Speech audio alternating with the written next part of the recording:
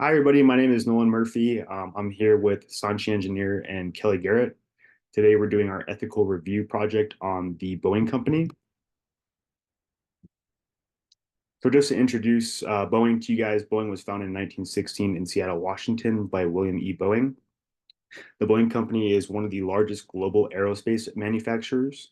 They develop, manufacture, and service commercial airplanes, defense products, and space systems from customers in more than 150 countries. Boeing is the largest exporter in the US by dollar value, while being the fourth largest defensive contractor in the world based on 2022 revenue. Boeing is most famous for their 737, 747, and 787 aircraft, but also creates systems for space exploration and satellite communications.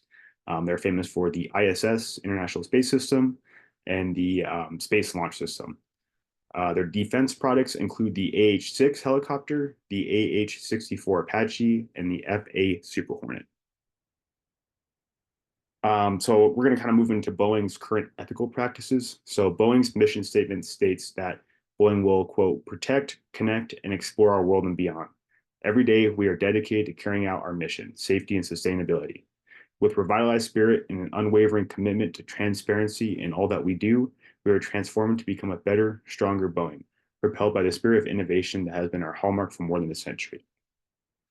They also have a couple of ethical blocks that they kind of build on. So specifically, they have something called a compliance risk management, the CRM, which is led by their chief compliance officer and controller. This identifies emerging risk areas and prioritizing emerging risk areas as well.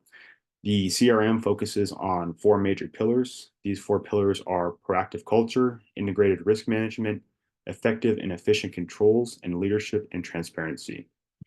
Boeing also has what's called an anti-corruption program. You can see that by the top right. This is organized into 9 areas.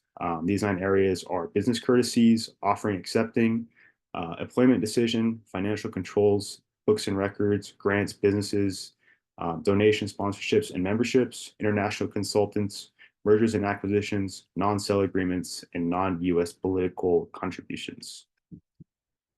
Now we're gonna go into the ethical issues that have affected Boeing, specifically partially in the past 5 years. The largest issue that Boeing has faced was the crash of 2 of their passenger aircraft, the 737 MAX, in late 2018 and 2019.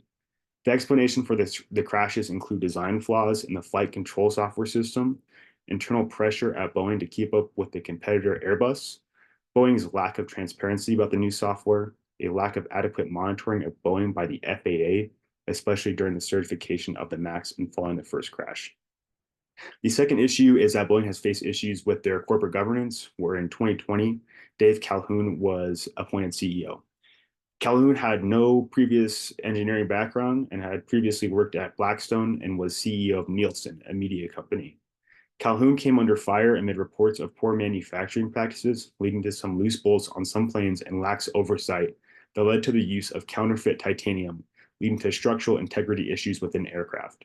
Calhoun will step down at the end of this year.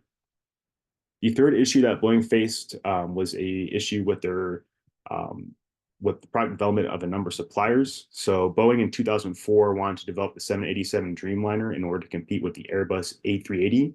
Instead of developing the aircraft in-house, they decided that 70% of the design, engineering, and manufacturing of the Dreamliner was to be outsourced by over 50 partners. The illustration on the bottom right kind of shows this. So you can see that Boeing has received numerous parts for the 787 from places like Korea, Japan, and Italy.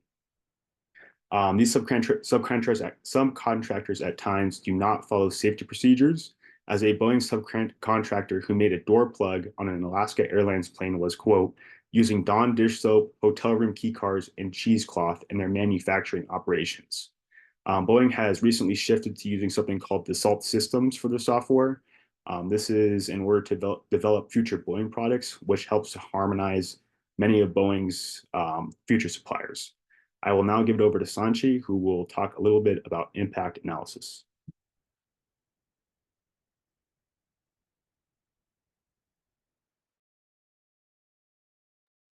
Okay, let's begin with an impact analysis of how these ethical issues have affected various stakeholders that Boeing interacts with. We focus bulk of our research onto these 5 key stakeholder groups, which are airlines, including those that they employ, so pilots, crew members, maintenance and technician staff, etc. Passengers and the flying public, Boeing's investors and employees, those that are internally affected by these scandals. And then lastly, we'll look at regulatory boards present in the United States, such as the FFA or FAA, excuse me. Next slide.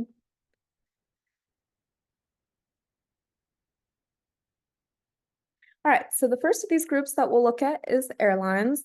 Airlines are one of the 2 largest stakeholder groups that Boeing interacts with the other being passengers. And airlines themselves employ hundreds of thousands of employees in the United States alone, according to a 2024 Department of Transportation statistic.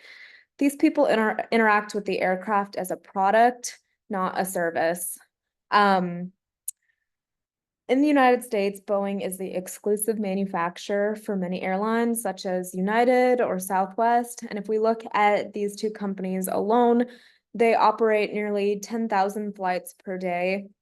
So these ethical issues certainly have had a huge impact and caused safety concerns for these staff members. Additionally, these companies and airlines have seen an increase in unemployment. So we can see that Boeing's ethical impact has extended beyond just the airline and holds implications for their own stockholders and stakeholder groups. Next slide. So next we can take a look at passengers. They are the other largest stakeholder group. Globally, there are around 6 million people that fly daily, and Boeing states that they operate around 42% of the world's fleet, meaning that just over 2.5 million people do fly on a Boeing aircraft daily. So this becomes an issue because since these ethical scandals have begun, thousands are refusing to fly on Boeing aircrafts, which is essentially bad for Boeing's bottom line. It increases ticket prices for other manufacturers such as Airbus, and generally just increases traffic for Boeing's competitors. So a key concept to remember from this section is that the biggest thing that Boeing has lost is the trust of the flying public, and that will be extremely hard for them to overcome as they work to rectify these scandals. Next slide. The two next stakeholder groups can be kind of reviewed in tandem, and these are Boeing's investors as well as their employees. These groups are internally affected by these safety transgressions at Boeing. So on the investor side, we can see that they have taken a massive financial hit in the last 5 years, with their 2 worst years being 2019 and 2024. Since 2019, there has been a $40 billion market capitalization drop, and Boeing is also currently involved in several lawsuits, which equate to hundreds of millions of dollars that they are currently liable for. So it's safe to say that investor confidence is at an all-time low. On the employee side, there have been hundreds of layoffs across the United States, specifically at their Renton and Asheville manufacturing campuses. And these primarily consist of aircraft technicians, safety officials, and assemblers. For those that have reported safety transgressions or unethical practices, there has been an increased threat of retaliatory behavior from middle managers and upper level management. Additionally, in 2024, there is a raise schedule halt, meaning no employee will be receiving a raise until 2025. So overall, employee strain is at an all-time high and is proving detrimental to Boeing's opportunities for long-term growth. Next. And the last group we're going to review is various regulatory groups that are present here in the United States. Every company has a civil aviation authority or a national aviation authority. Here in the United States, it is the Federal Aviation Administration. The United States Department of Transportation also does have regulatory weight, but we'll focus on the FFA or FAA. So there has been increased FAA involvement in Boeing's manufacturing process from start to finish. That includes increased inspections, reviews, and additional safety testing that's been imposed. Also, the FAA is committed to conversations with employees about how progress is either continuing or not. So this may be a beneficial, although expensive outcome from this scandal. And I will go ahead and pass it off to Kelly now so that she can talk to you about some strategic recommendations. To reiterate, there were numerous safety issues, which included design flaws, cheaply manufactured parts, assembly workers taking shortcuts, and a shocking lack of final quality inspection. As we learned from this case study, compromised safety has fatal results. Next slide, please. In an attempt to resolve these concerning issues, our plan first begins with a complete renewal of corporate governance. This involves the replacement of senior and top management, the hiring of a stellar project manager, and the installment of a diverse board. The success of a company begins at the top. Once the right people are in motion, the chances of a successful improvement plan significantly increase. Following this upheaval, our plan encompasses obtaining data as it pertains to the various aircraft issues that Boeing has encountered over the years. Using and analyzing this data will lead to the creation and implementation of a strategic plan to specifically address each identified issue. An internal compliance program will then be assembled to write current and relevant standards and policies, which include Boeing employees' ability to safely and confidentially report any company problems. Post-data collection, this program will be able to ensure that the quality production of aircraft parts consistently surpasses inspection. Additionally, with a new set of rigorous standards and policies in place that are FAA compliant, the company can re-emphasize the importance of its mission and values. With a strong framework that is supportive and under great scrutiny, they can once again become the leading competitor in the aviation industry.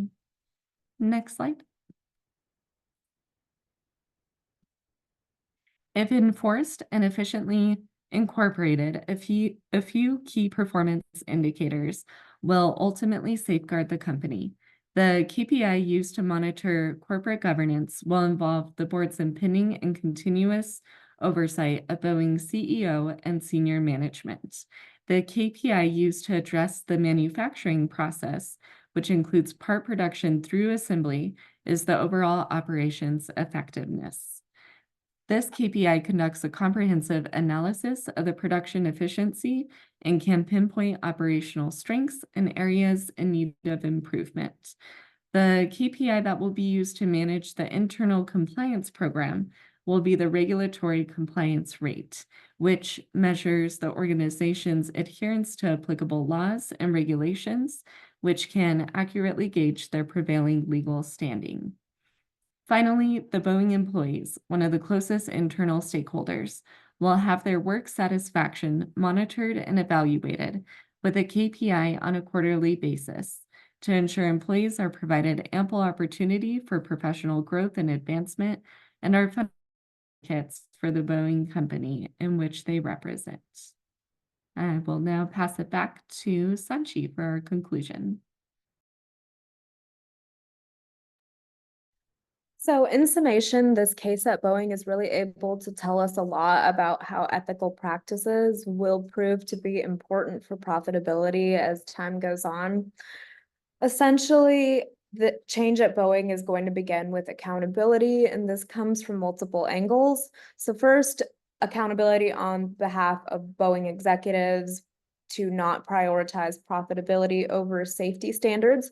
It's accountability for middle and upper level management to provide safe pathways to report safety transgressions confidentially.